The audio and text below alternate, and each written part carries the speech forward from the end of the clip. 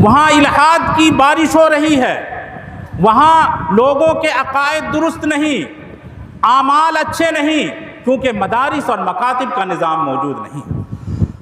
چاہے مسلم ممالک کیوں نہ ہوں، اسلام کا نام لینے والے کیوں نہ ہوں، لیکن مدارس اور مکاتب کا نظام وہاں پر موجود نہیں ہے، تو وہاں پر اسلام مضبوطی کے ساتھ نہیں ہے، ایمان قوت کے ساتھ نہیں ہے، اعمال صالحہ کی قدر نہیں ہے، قرآن کریم کی قدر نہیں ہے۔ سنا ایسا جاتا ہے کہ بعض اوقات تو لوگ قرآن کریم پر بیٹھ جاتے ہیں۔ ہمارے یہاں تو تصور نہیں کیا جا سکتا ہے کہ اپنے پاؤں کو بھی قرآن کریم کی طرف کیا جا سکے، قبلے کی طرف نہیں کیا جاتا ہے، قرآن کریم کی طرف اپنے پاؤں کو نہیں کیا جاتا ہے۔ لیکن جو ممالک اسلامی ممالک کہلاتے ہیں، جن کے یہاں اس کی قدر نہیں ہے، علم کی قدر نہیں ہے، ایمان کی قدر نہیں ہے، اس لیے کہ مدارس نہیں ہے، مکاتب نہیں ہے۔ جب تک مدارس رہے، جب تک مکاتب رہے، جب تک ادارے قائم رہے، اس وقت تک ان کا ایمان بہت ہی مضبوط تھا، ان کے اعمال بہت ہی صالح اور اچھے تھے۔ لیکن جب ان کے یہاں سے مکاتب کا نظام ختم ہو گیا، مدارس کا نظام ختم ہو گیا، تو صورتحال آج دیگر گوں ہے، ناگفتہ بھی ہے۔ لیکن جن ممالک میں مدارس کا نظام قائم ہے، مکاتب کا نظام قائم ہے، وہاں کے لوگوں کے ایمان کا حال دیکھیں، وہاں کے لوگوں کے اعمال کا حال دیکھیں۔ آپ اپنے ملک کے حالات کو دیکھیں، آپ کے ملک میں چپے چپے پر مدارس کا نظام قائم ہے، مکاتب کا نظام قائم ہے۔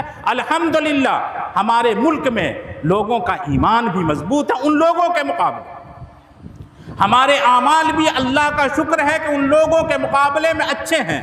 نوافل کے ہم عادی ہیں، اشراق اور اوابین کے ہم عادی ہیں، ہم قرآن کریم کی تلاوت بھی کرتے ہیں، جس طرح پہلے ہوتی تھی اس طرح نہیں صحیح، لیکن آج بھی غنیمت ہے۔ یہ مدارس اور مکاتب کا فیض ہے میرے بزرگوں۔ ساؤتھ افریقہ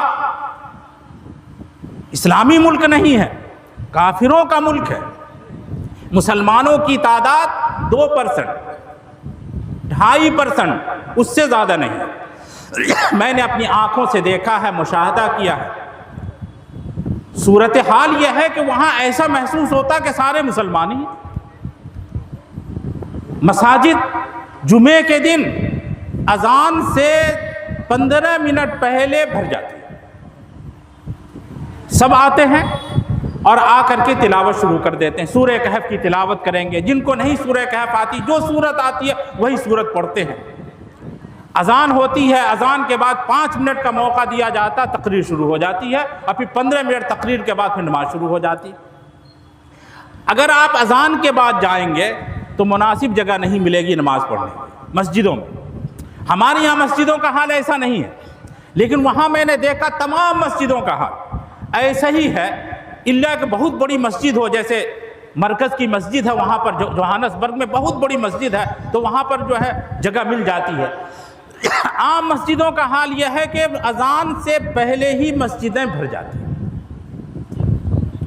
حالانکہ 2.5% 2% مسلمان ہیں۔ جہاں بھی مسلمان ہیں اپنے ایک لباس میں ہیں، ٹوپی لگائے ہوا ہے۔ بہت سے مسلمان ہیں جن کے چہرے پہ داڑھی ہے۔ بغور مطالعہ کیجئے وہاں کے حالات کا، میں نے بہت بغور دیکھا ہے، مطالعہ کیا ہے، ہم کو 2 وجہ سمجھ میں آئی۔ وہاں مکاتب کا نظام،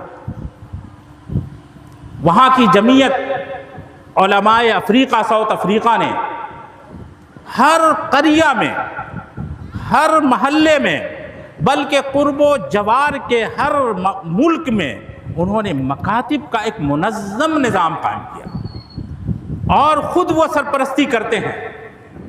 اس کا نتیجہ یہ ہے کہ بچے شروع ہی سے قرآن کریم پڑھنے لگتے ہیں، حدیث شریف پڑھنے لگتے ہیں، اس کا ترجمہ سمجھنے لگتے ہیں، کلمہ یاد ہو جاتا ہے، نماز یاد ہو جاتی ہے، قرآن کریم کی بہت سی صورتیں یاد ہو جاتی ہیں۔ بنیادی وجہ ان ممالک میں یہی ہے کہ وہاں مکاتب کا نظام قائم۔